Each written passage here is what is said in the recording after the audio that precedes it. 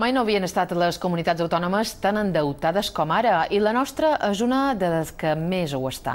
Les darreres dades del Banc d'Espanya assenyalen que el govern acumula 300 milions més de deute públic en el que duim d'any. La de les Balears és de les comunitats on més pesa el deute públic. Si el conseller d'Economia, Carles Manera, tancava fa uns dies el 2010 amb 4.064 milions a tornar, en els primers 3 mesos d'enguany la xifra s'ha incrementat en 300 milions.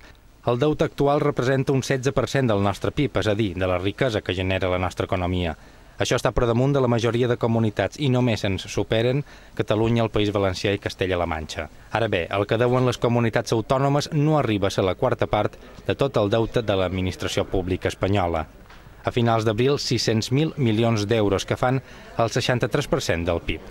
Ara mateix, si l'Estat hagués de tornar de cop tots els doblers que li han deixat, no bastaria per pagar-ho la meitat de la riquesa que s'està generant a Espanya.